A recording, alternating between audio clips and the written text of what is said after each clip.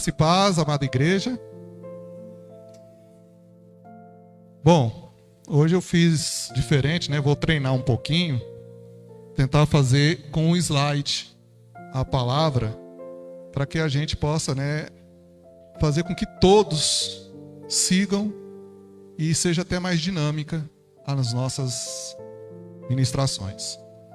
Lucas, pode passar para a primeira parte? O tema da palavra dessa noite é um paralítico e seus amigos. É baseado numa passagem bastante conhecida, né? Mas não deixa de ser uma passagem muito importante. Eu gosto bastante dessa mensagem, porque ela traz muitas instruções e muita reflexão sobre a vontade de Deus para a vida de todos nós. Vamos nos pôr de pé para que a gente possa ler a palavra do Senhor, né, em reverência à palavra dele. Essa passagem que está em Lucas 5, versículo 17, né, como já está aqui, vai ser bem dinâmico. E aconteceu que, num daqueles dias, estava ensinando, e estavam ali assentados fariseus e doutores da lei, que tinham vindo de todas as aldeias da Galileia e da Judéia e de Jerusalém. E a virtude do Senhor estava com ele para curar. E eis que uns homens transportaram numa cama um homem que estava paralítico, e procuravam fazê-lo entrar e pô-lo diante dele. E não achando por onde pudesse levar, por causa da multidão, subiram ao telhado, e por entre as telhas o baixaram com a cama, até o meio, diante de Jesus. Amém? Pode se sentar. Próximo. Aqui nós podemos ver algumas coisas em destaque. Em primeiro lugar, uma grande fé. A fé de quem? A fé do paralítico?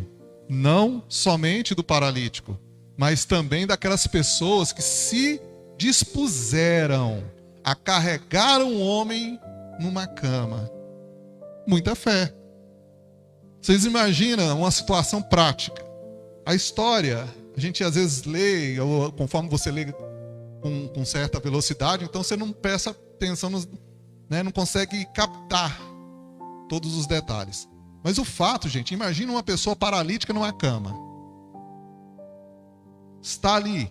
Naquela época não tinha cadeira de roda como é hoje, não. Aquela pessoa estava lá acamada, doente, sabe-se lá quanto tempo. Mas os amigos desse homem, chegaram com a informação, porque ele não foi atrás da informação, a informação chegou até ele. Olha, Jesus está passando. Jesus está indo em determinado lugar. Ele cura, ele tem curado pessoas onde quer que ele passa. Jesus tem a solução pela primeira vez. Você vai ter a oportunidade de ser curado. A medicina naquela época era muito arcaica e imagina uma pessoa que não tivesse nem condições financeiras, e mesmo que tivesse, a medicina era muito primária. Medicina de 2000 anos atrás. Mas o nosso Jesus não precisa disso. Jesus estava passando. Jesus estava ao alcance daqueles homens e do paralítico. Aí eu tinha colocado o título da minha pregação, um paralítico e 4 amigos, porque eu pensei, para carregar um homem numa cama, tem que pegar nos 4 pés da cama. Porque se você vai de 2, de 2 é muito pesado para carregar. De 3, se pega um do lado ou do outro, se não pegar um só num pé, num lado, o trem descamba. Aqui fala uns amigos, não fala a quantidade. Mas esse homem tinha amigos. E o fato dele ter amigos, ele tinha condição de ir até Jesus, de chegar até Jesus. Quantos de nós aqui chegamos a Jesus por meio de um amigo? Um amigo que nos trouxe a palavra. Olha, vamos lá. Eu estou frequentando a igreja, estou sendo feliz. Quem sabe o seu problema não é lá que você vai resolver? Como alguém chegou até você e te convidou para estar na presença do Altíssimo? Eu não sei. Eu não nasci num lar evangélico, eu não fui criado num lar evangélico, eu me converti. Mas alguém chegou para mim e disse: vamos lá. É bom. Você vai se sentir bem. Você vai ouvir palavras e você vai perceber que Deus te ama. E isso me tocou e me levou até Jesus. As amizades, a amizade para levar adiante os seus propósitos. Se não tem alguém que possa te ajudar, tudo torna-se mais pesado. É difícil fazer sozinho. A Bíblia diz também: o cordão de 3 dobras não se arrebenta tão facilmente. Melhor é serem 2. Melhor é dividir as cargas. Melhor é você ter pessoas que estão a seu favor do que muitos que pelo mundo afora aí tem pessoas contra. Pessoas que estão para atrapalhar. Mas nós que somos cristãos, que amamos, pelo caminho do amor, a gente convence as pessoas. Convence com amor. Eu vou falar uma coisa para vocês. Eu, quando estava lá em Anguera e fiquei sabendo, e foi anunciado que eu viria para cá. Aí, eu estava lá no WhatsApp, né, enviei uma mensagem. E eu achei interessante que uma das mensagens que eu vi foi do Renato, e o Renato falando assim que já estava procurando casa. Ele estava procurando casa, ele não me conhecia. Ele não me conhecia. Mas já tirou foto de umas casas, falou: se quiser mudar, pastor, sim. E aquilo me tocou. Porque eu pensei: glória a Deus, eu estou indo para um lugar que as pessoas não me conhecem, mas já me consideram. Amém? Já tem um carinho por mim. O coração está aberto. O coração está querendo ajudar. E depois, com o passar do tempo, né, me colocaram no grupo, mais mensagens eu fui vendo de pessoas ali: ó, pastor, faz assim, vamos sim e tal. E isso me agradou muito. Porque quando eu senti que eu estava sendo esperado, eu senti no coração o desejo de fazer o meu melhor. De dar o meu melhor. De também retribuir o carinho e o amor. A irmã Kelly foi lá em casa, estava lá, eu lembro dela sentada no chão ajudando nas mudanças. Gente, isso é amor, isso é carinho. Feliz é quem tem pessoas que te ajudam. E o Senhor é o caminho do amor, da amizade, da divisão. Amar o próximo como a ti mesmo. A gente tem que viver esse amor. E esse homem, vocês já sabem o que vai acontecer. Se é que alguém não conhece essa passagem, já sabe o que vai acontecer. Porque eles estavam indo de contra quem? A Jesus. Mas esse homem tinha pessoas que consideravam, que tinham amizade, que desejavam o bem dele, que se esforçavam, que pegaram numa cama, que carregaram um homem numa cama. Talvez se tivesse pego lá, não, vamos que eu deve estar magrinha há muito tempo na cama. Não, eu mesmo carrego esse homem aqui. Não, vamos lá, carregamos ele com cama e tudo, para ele ter conforto. Não importa, vai ser pesado, a distância que vai ter que andar, não importa, ele é nosso amigo. Ele precisa de nós. Agora é conosco. Nós gostamos dele, nós queremos vê-lo bem, nós queremos vê-lo curado. Então vamos nos esforçar. Esse sentimento estava invadindo o coração daqueles amigos. E eles falaram: não importa, vamos. E eles foram. E eles carregaram aquela cama. Os obstáculos. Qual era a dificuldade? A cama era pesada? Era de madeira? Qual é a dificuldade que nós temos tido para ajudar às vezes alguém? Sei. Existe obstáculo quando você ama uma pessoa? Qual a mãe que não acorda de madrugada para o filho que vai às vezes para a escola? Ela não precisava acordar, porque ela estava quentinha, ela não vai estudar.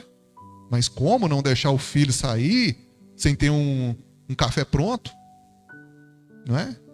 Qual é o obstáculo? Qual é a dificuldade?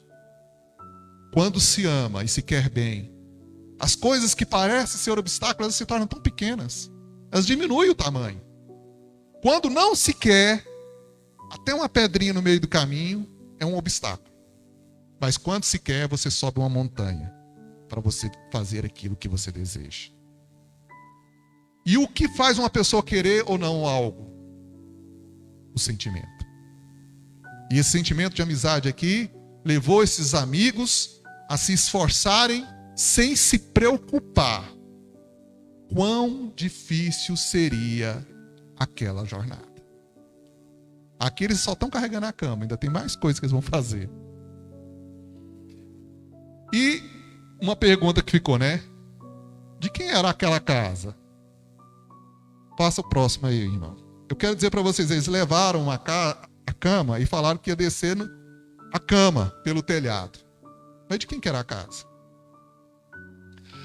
Alguns dias depois entrou outra vez em Cafarnaum e soube-se tanto que nem em algum lugar... Não. Entrou outra vez em Cafarnaum e soube-se que estava em casa. E logo se juntaram que nem ainda nos lugares juntos a porta cabia. E anunciaram a palavra. Ele estava em casa. Quem estava em casa? Jesus. A casa era de quem? De Jesus. Jesus estava na sua casa. Ele não estava de passagem, ele estava na sua casa. Era o local que ele estava lá habitando. Entrou. Estava em casa. De repente, o telhado se abre. E lá vem um homem descendo com a cama e tudo por cima do telhado. Irmãos, você na sua casa, uma jornada difícil, caminhou, andou, porque Jesus estava pregando, ele estava cansado, a multidão não estava dando espaço, todo mundo queria cura. O que Jesus faz numa situação dessa?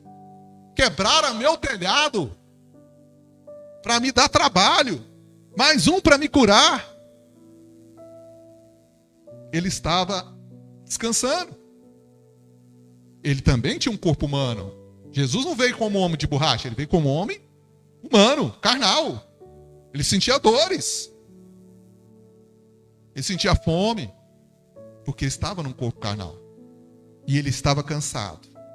Cansado de uma jornada, porque ele andou muito, porque se andava muito a pé. Não tinha carro naquela época. Vamos ver o que acontece. Vamos ler uma parte da história. Próximo. Continuando, diz assim, no versículo 20. E vendo ele, ó Jesus, e vendo ele a fé deles, disse-lhe: homem, os teus pecados te são perdoados. E os escribas e os fariseus começaram a arroizar, ou seja, né, comentar, olha ele aí, dizendo: quem é este que diz blasfêmia? Quem pode perdoar pecados, senão só Deus? Jesus, porém, reconhecendo os seus pensamentos. Olha a profundidade da visão de Cristo. Conhecia os pensamentos. Respondeu e disse-lhe: o que arroizais em vossos corações? Qual é mais fácil dizer: os teus pecados te são perdoados? Ou dizer: levanta-te e anda? Ora, para que saibais que o Filho do Homem tem sobre a terra poder para perdoar pecados, disse ao paralítico: a ti te digo, levanta-te, toma a tua cama e vai para a tua casa. E levantando-se logo diante deles, e tomando a cama em que estava deitado, foi para a sua casa, glorificando a Deus. E todos ficaram maravilhados, e glorificaram a Deus, e ficaram cheios de temor, dizendo: hoje vimos prodígios. Então, a primeira coisa, Jesus olhou, ele não falou: o que vocês estão fazendo? Está acabando com a minha casa. O que vocês estão fazendo que estão me atrapalhando no meu descanso? Daqui a meia hora eu começo meu atendimento de novo. Até o médico faz a gente esperar. e não faz nem um décimo do milagre de Cristo. Mas o que Jesus falou? Jesus olhou e viu a fé daqueles homens. A primeira frase de Jesus foi: os teus pecados te são perdoados. É interessante, irmãos, entender uma coisa. Jesus veio para curar. Eu sei que muitas vezes a gente fala assim, né? Jesus veio para... Não, Jesus trouxe a cura. Amém. Perfeito. Nada de errado. Mas Jesus veio dos céus para curar? Não. Esse não era o objetivo de Jesus. O objetivo de Jesus era salvar. Converter os corações. Converter o homem dos seus maus caminhos. Então Jesus veio para salvar. Ele curava porque ele podia tudo. É importante entender isso aqui, por quê? Senão a gente é um raciocínio simples e lógico. Se Jesus viesse para salvar, ele teria salvo toda a humanidade, ele poderia curar toda a humanidade. Ele poderia curar toda a humanidade. Quando você vê lá, por exemplo, no Lázaro, quando ele chega assim, Lázaro, venha para fora. Jesus é específico. Porque se Jesus falasse, ô morto, venha para fora, lá no cemitério ia levantar defunto. Porque quando Jesus partiu, a Bíblia nos narra que defuntos ressuscitaram. O poder ele tinha. Entenderam? Ele podia fazer tudo e todas as coisas. Mas ele não veio, esse não é o objetivo dele. Ele quer que todos nós entendamos que o grande objetivo dele é a salvação. Se Jesus pudesse, ele pode curar todo mundo, o que aconteceria? Já pararam para pensar nisso? Alguém já não perguntou para você, se Jesus existe mesmo, ele deveria curar todo mundo. Se curasse todo mundo, não haveria doença. Não havendo doença, todo mundo seria eterno na terra. E os projetos de Deus, e o plano de Deus, e a divisão entre o joio e o trigo, não haveria. Todo mundo, os bons e os maus, seriam eternamente bons ou eternamente maus. Quer dizer, o plano de Deus, a morte faz parte. A doença é um processo que nos leva à morte, é natural. Você pode curar, você pode tratar. Mas o que eu quero dizer para você é o seguinte, existe um motivo para isso acontecer. Existe um motivo. E Jesus cura. E continua curando. E continua abençoando. E continua fazendo prodígios. E continua fazendo as maravilhas. Mas não perca o foco. A salvação é o mais importante. Não perca o foco. A sua transformação, o seu coração é o mais importante. E Jesus falou em primeiro lugar, os teus pecados te são perdoados. Porque ele entregou o melhor em primeiro lugar. O melhor, mais do que... E se aquele homem morresse? Morresse, ele ia ser salvo. A salvação é muito preciosa. A gente não pode diminuir a salvação em detrimento dos nossos problemas pessoais. Eu quero um emprego. A salvação é mais importante. Eu quero saúde. A salvação é mais importante. Tudo que você pensar, a salvação é mais importante. Entenderam, irmãos? Então Jesus deu o melhor, o mais importante. Teus pecados estão perdoados. Porque com o pecado, qual é o salário do pecado? A morte. O pecado nos afasta de Deus. Como é que eu vou ser salvo se eu tiver pecado? Se ninguém me perdoar o pecado. Só Jesus pode perdoar o pecado. Só Jesus, e se você descer as águas. Quem desce as águas é purificado. Batismo de remissão de pecados, pelo João Batista, que diz a palavra do Senhor. Então você precisa se desvencilhar dos pecados. E Jesus fez o quê? Limpou ele. Antes de começar a minha obra, antes do milagre acontecer, eu estou te lavando. Perdoa os seus pecados. Tirou ele, lavou ele dos pecados. Porque o pecado te afasta, o poder de Deus não te atinge. O pecado, ele não permite que a obra do Senhor seja completa na sua vida.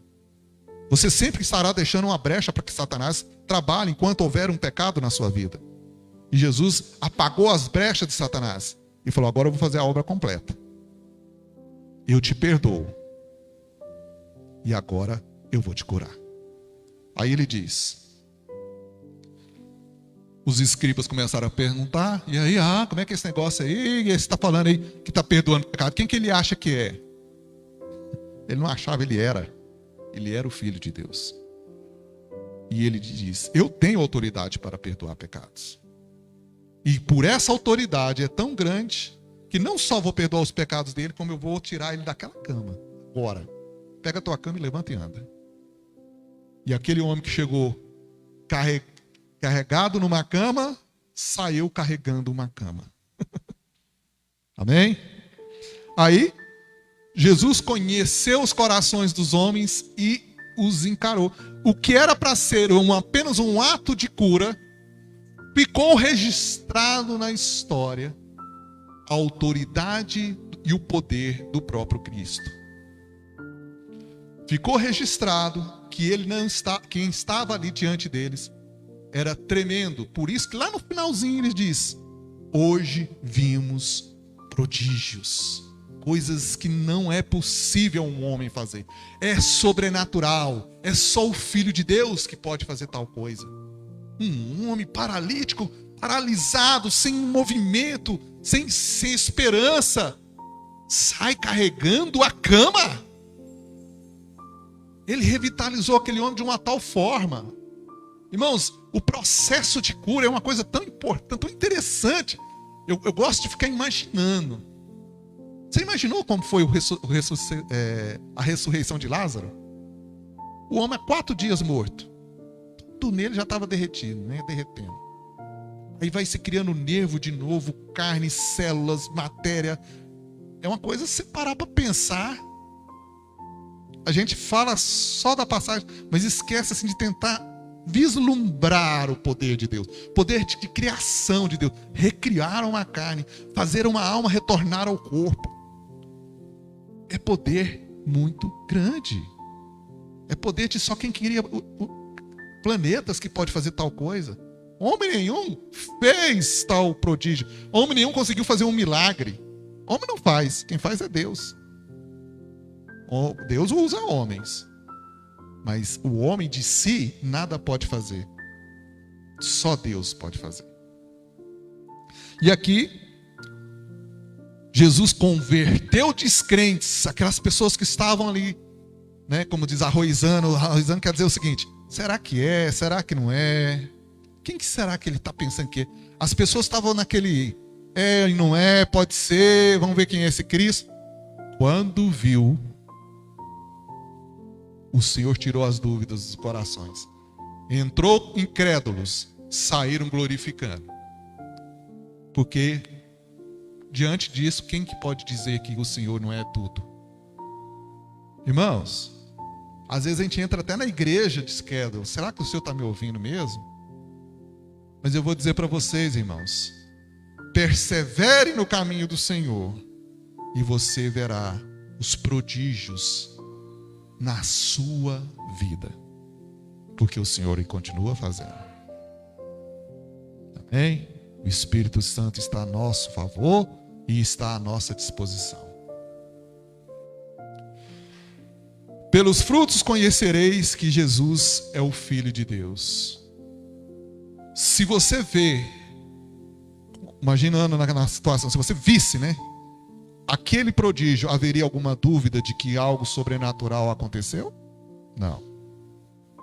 E por que as pessoas dizem assim que no final eles ficaram com medo, né?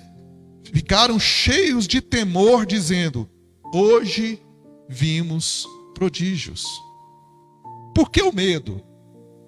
Porque quando você se depara com o sobrenatural de Deus, aí você tem que encarar a verdade. Qual que é a verdade?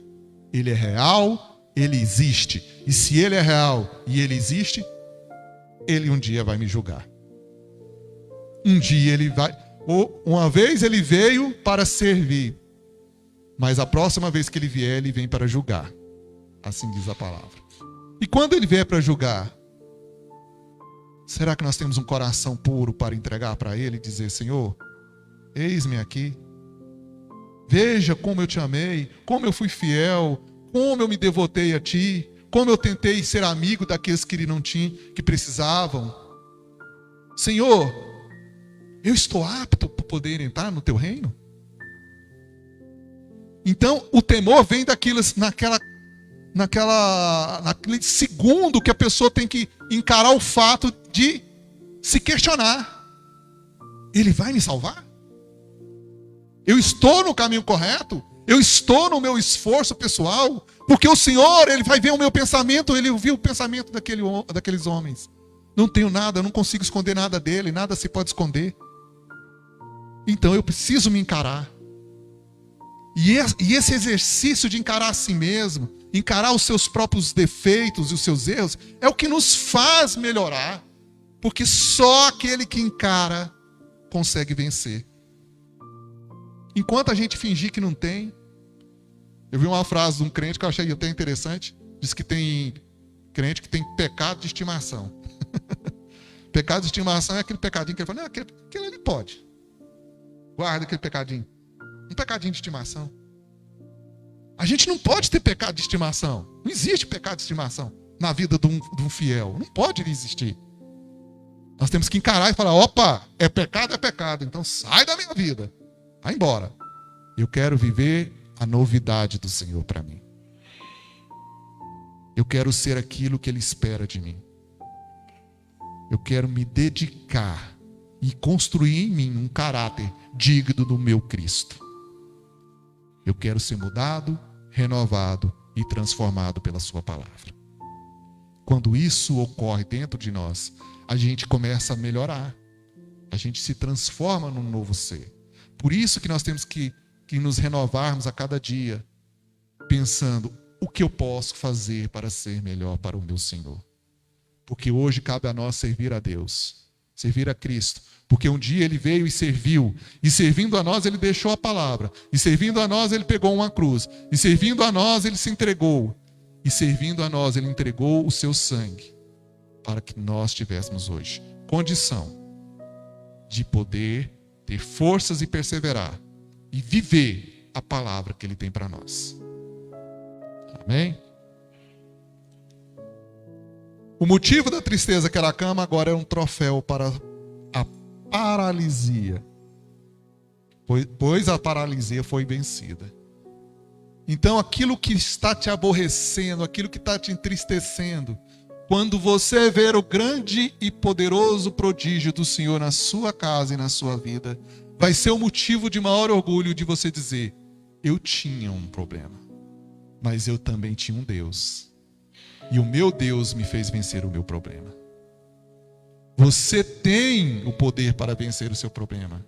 Porque o seu poder, o poder que você tem, é Cristo em sua vida. E Cristo é tudo o que você necessita para ser mais do que vencedor. Amém? Deus é contigo, ô irmã, ô irmão. Deus é contigo. Operando Deus, quem impedirá? Ele não pode tudo e todas as coisas? E Ele não é o nosso intercessor entre Deus e os homens? Só há um intercessor entre Deus e os homens, Jesus Cristo, homem. Então esse intercessor, Ele é por você, para te favorecer, e se necessário for, para interceder junto ao Pai, porque Ele é o intercessor. Ele intercede a nosso favor. Um único intercessor. Aleluias. Quantos estão paralíticos, ou seja, paralisados não com o corpo, mas em atitudes, em fé, em comunhão com Deus? Depois da obra, houve glorificação a Deus. Quanto temos um encontro com o Espírito de Deus e dele recebemos o amor e a doutrina, ficamos maravilhados por sua grandeza e compaixão.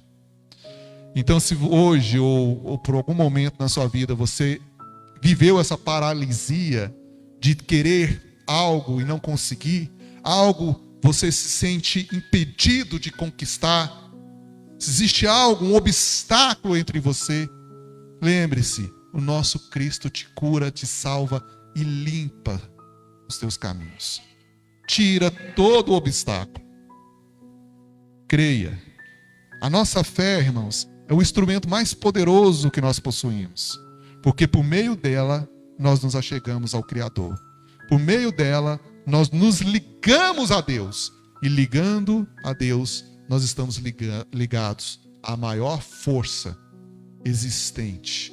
Aquilo que criou céus, que criou terra, que criou o universo, que deu a vida e que hoje está a seu favor. O nosso Deus está por nós. E por mais que a vida possa parecer difícil, você tem que ter a convicção de que ainda que você não tenha o melhor, ou aquilo que você espera que seja o melhor, você tem o seu Senhor contigo, o teu Criador contigo. Então você está no caminho da salvação. E a salvação é o mais importante. Amém? Que Deus nos abençoe, que essa palavra seja uma palavra de reflexão, de transformação e de motivação, porque eu quero que você saia daqui com a convicção de que Deus é contigo e você vai superar todos os seus obstáculos. Se o nosso Deus curou um paralítico que estava numa cama, Ele fará também na sua vida, porque Ele te ama como ama a qualquer outro que já existiu ou existirá. Amém? Vamos orar ao nosso Deus?